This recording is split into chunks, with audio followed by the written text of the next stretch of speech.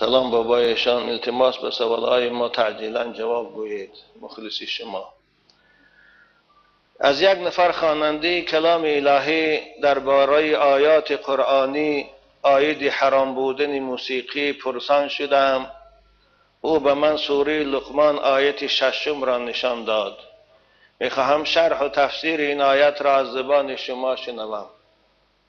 آیه که این برادر از سوره لقمان برای شما خواند: اعوذ بالله من الشیطان الرجیم و من الناس من یشتری لهو الحدیث لیضل عن سبیل الله بغیر علم و یتخذها هزوا اولئک لهم عذاب مهین. صدق الله العظیم.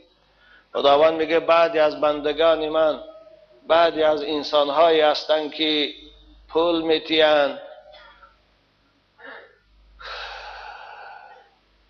وقت صرف میکنن، سخنهای باطل و بیهوده را میخرند.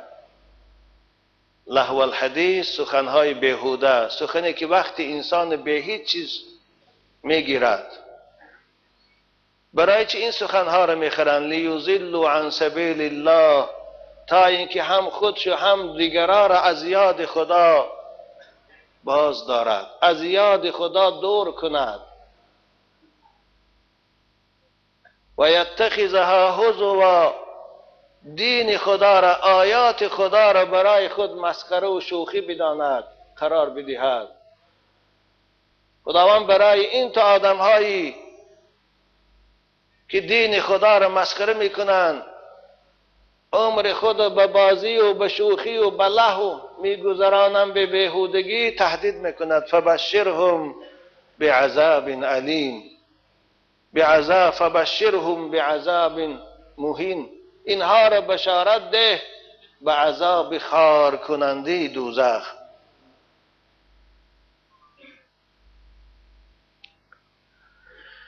حضرت عبدالله ابن مسعود که یکی از صحابه های بزرگ رسول اکرم است، از تفسیر و ترجمه این آیت پرسیدند. حضرت گفتند: والله الذی لا اله الا هو، قسم به همون خدایی که غیر از او دیگر معبود در این عالم نیست. انها نزلت فی الغنا، این آیت نازل شده است در شأن موسیقی های حرام. یعنی کسی پول داده رقاصه بیارد، کسی پول میتید در تویش استراده های بی آدابانه می بیارد، تا اینکه 2 ساعت 3 ساعت مردم به همون مشغول سازد و از یاد خدا دور سازد.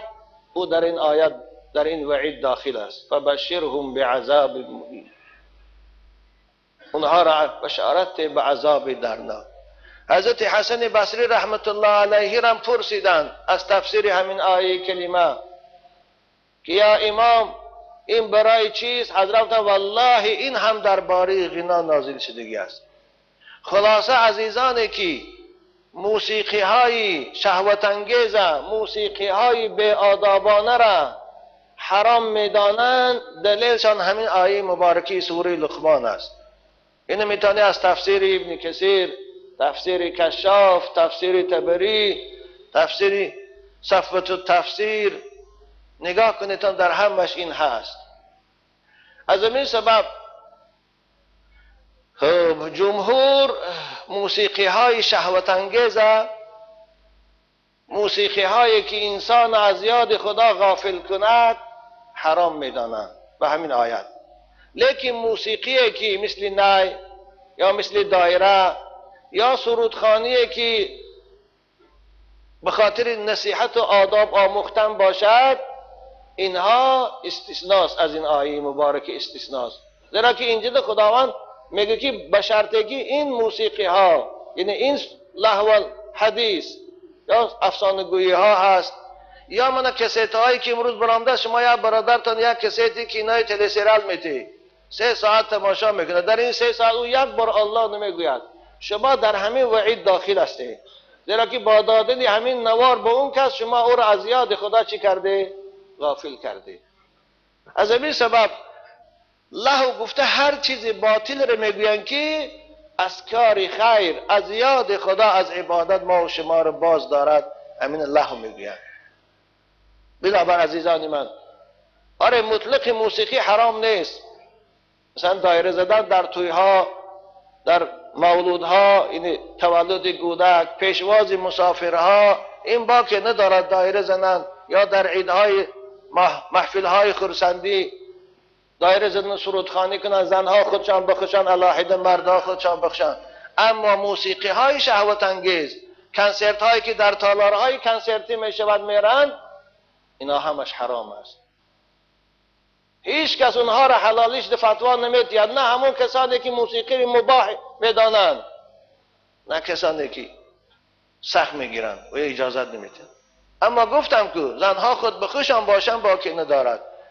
یا موسیقی هایی که مثلا سرودهای حافظ و بدیل نصیحت است با تار است، اگرچه همین اهل حدیث تار هم اجازت نمیدن، با دایره است، برای نصیحت باشه باکی نداره. اما غیر این من استراده برآمده سرودهایی که در وصف معشوقه است، در وصف شراب است، در وصف زنک بازی است، اینها همش حرام است. این همه نوعش حرام است، خواه به موسیقی خواه به موسیقی.